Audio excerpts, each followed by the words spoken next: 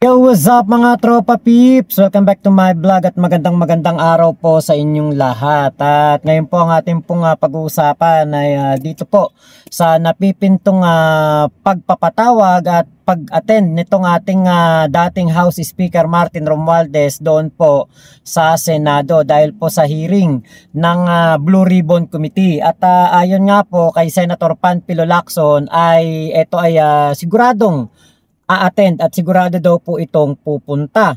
Ngayon po, kung totoo po yan, kung may katotohanan po yan at talagang mangyayari po yan, ibig sabihin po ba nito ay talagang babasagin na at kumbaga sasawayin na ng Senado ang matagal ng tradisyon ng interparliamentary courtesy.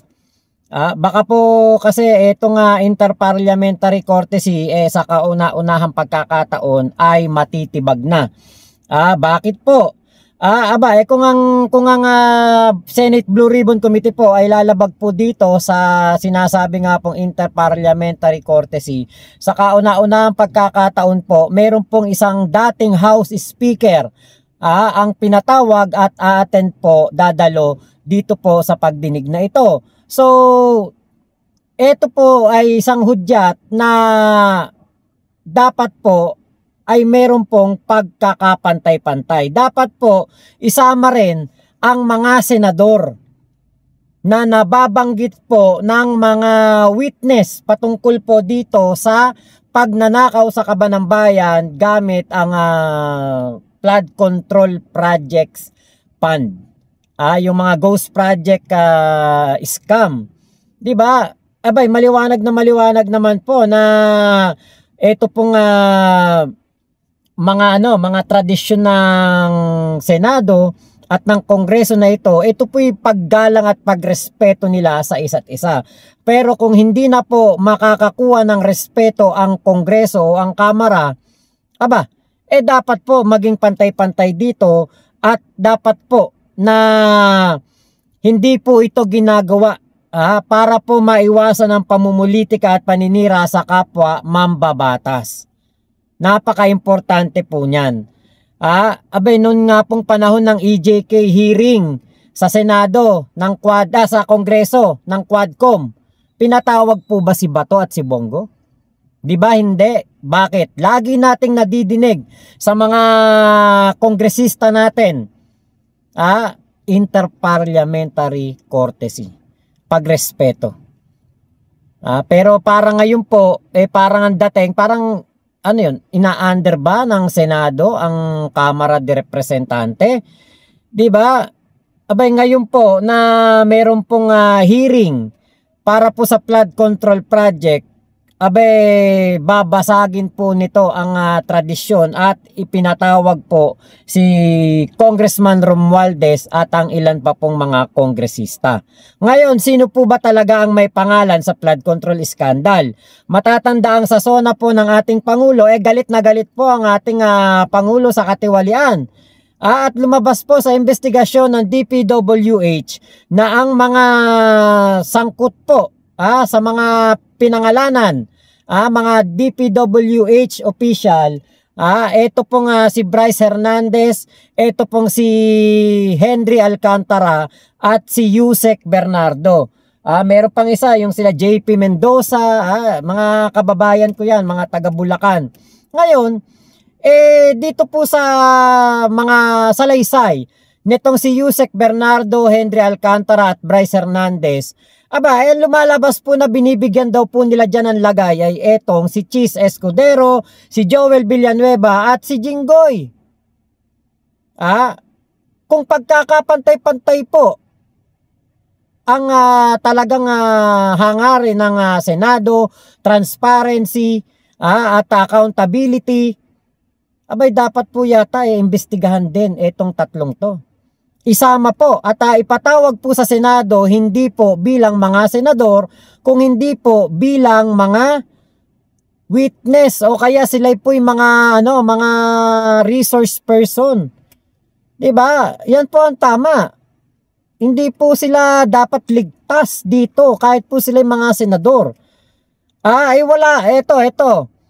ipapatawag itong si Speaker Martin Romualdez, una, tinanggi ni Curly Discaya na meron siyang transaksyon kay Speaker Martin. Ngayon, etong si Gutesa, nababalitaan po natin na sinasabi po nitong ating isang senadora na si Amy Marcos na ito daw pong si Gutesa ay babaliktad na. At sinabi po nitong si Amy Marcos na ito daw po ay babawiin, magre-recant sa kanyang mga sinabi dahil nga po siya lamang ang magtutulay dito kay Speaker Martin Romualdez patungo sa sinasabing siya ang mastermind dito po sa flood control project scam. Sabi ni Amy Marcos, tinakot daw po etong si Gutesa. Pero ano ang ire-recant ni Gutesa? Gayong alam naman natin na yung script na yon ni Gutesa na binasa niya sa Senado ay hindi naman siya ang gumawa. Halatang halata namang hindi niya kabisado kung ano ang nakalagay doon sa kanyang statement. Lahat naman yata ng kahit sinong tao na ikay merong affidavit at ikay haharap sa Senado ng bansa. Aba, senador ang mga kaharap mo dyan tas hindi mo kabisado ang iyong statement. Ang bata nga, pagawain mo yan ng assignment, pagawain mo yan ng kanyang ire-recite o recitation kinabukasan. Kabisado niya yan. Alam niya yung kanya mga sasabihin. Samantalang itong si Gutesa na matanda na at nasa tamang edad na, abay hindi niya alam ang mga accounts ng mga pangyayari sa kanyang pagdadala ng pera doon sa bahay daw po ni Speaker Martin Romualdez. Tinanong siya. Nung bang nagdala ka ng pera kay Speaker Martin, nung binilang ba nila yung kanilang mga pera na nasa maleta, 47 million kada isang maleta o 52 million kada maleta. Ano ang gamit nila na pambilang? Ano sabi ni Gutesa? Wala po, mano-mano lang. Putya, 2 tao lang ang magbibilang nung bilyong pera na yon.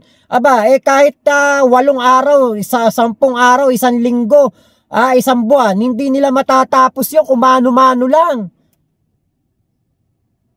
Kaya ito, bakit pa nila ipagpipilitan na imbestigahan si Speaker Martin Romualdez gayong wala naman talagang ebidensya na makakapag-ugnay kay Speaker Martin?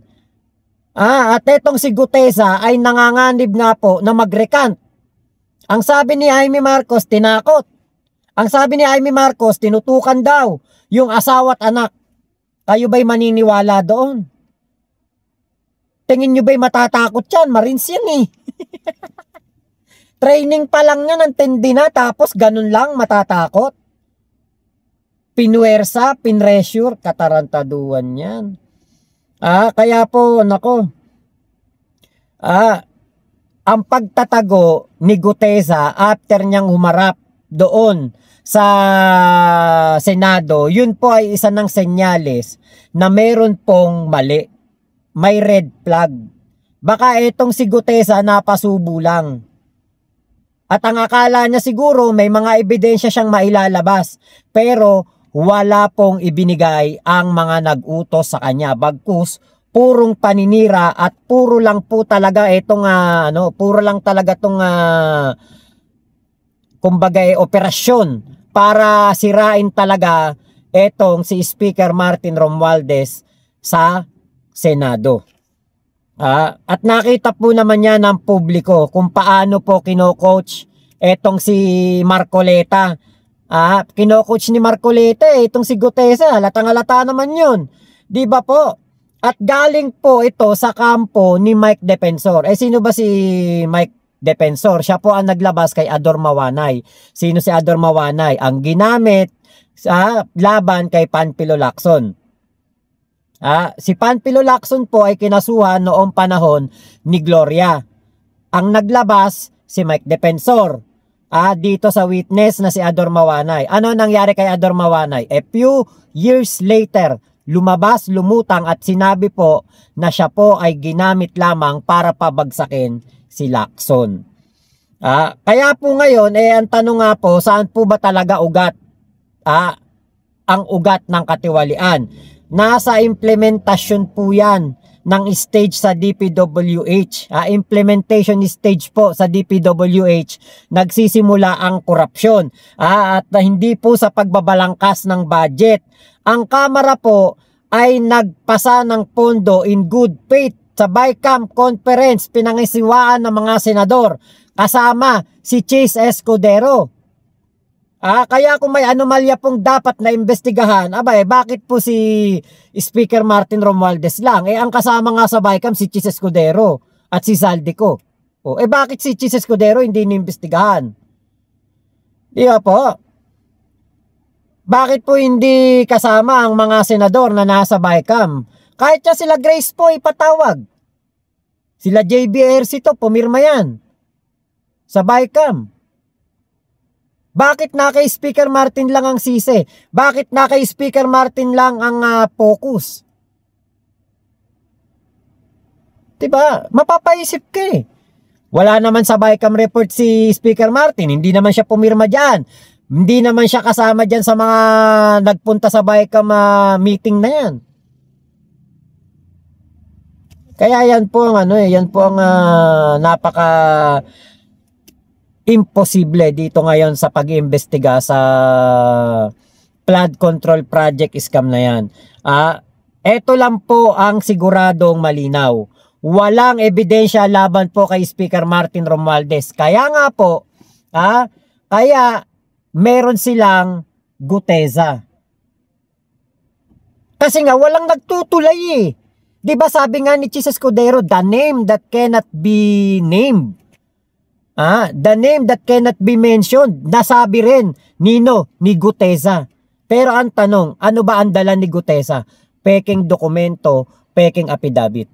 Kapag peke ang mga pinagsasabi ni Guteza, peke ang kanyang dokumento, peke ang kanyang paglitaw sa Senado, paniniwalaan mo pa ba yan? Di ba lahat yan, peke na rin?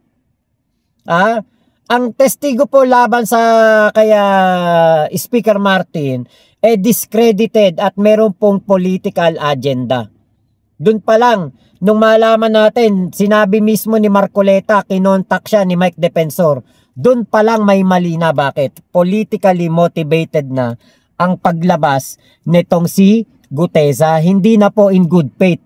Kung siya ay in good faith at lalabas talaga para sa katotohanan, kay Ping Lacson siya pupunta. At kung talagang in good faith siya, hindi siya magtatago. Kinabukasan, pinapapunta siya ng DOJ, hindi siya lumitaw. Very credible witness pa yan.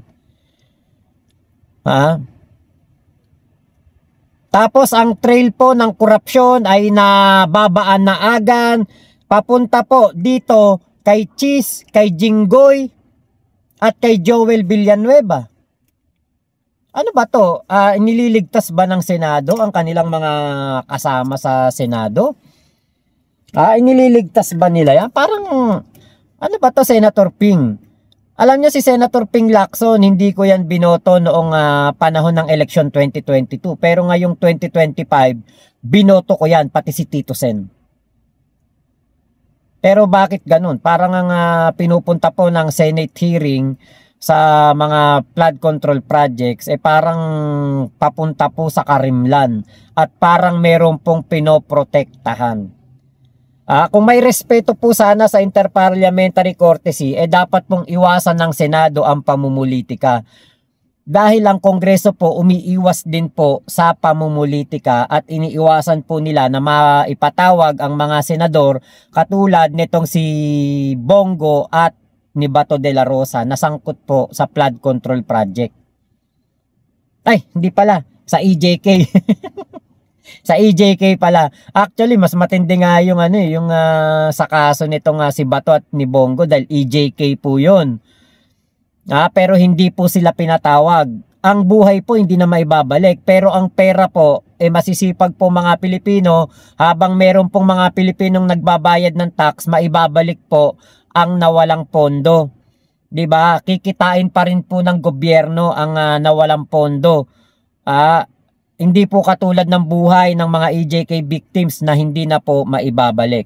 Ngayon po, kung lalabag po sa interparliamentary courtesy ang Senado, 'di ba? Dapat po gawing patas. Kung tatawagin po ang mga kongresista, 'di ba? Tawagin na rin po ang mga senador. Papuntahin din doon sa Blue Ribbon Committee hearing, pero hindi bilang senador, kung hindi bilang resource person. 'Di ba po? Sana tama na po ang drama, iwasan na po ang drama.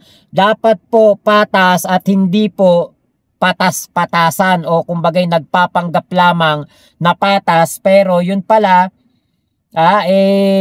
parang meron pong pinagtatakpan, merong pinagbabalat kayuan, 'di ba? Be fair po, be fair po. Nananawagan po tayo kay Senator Ping Lacson at kay Tito Sen.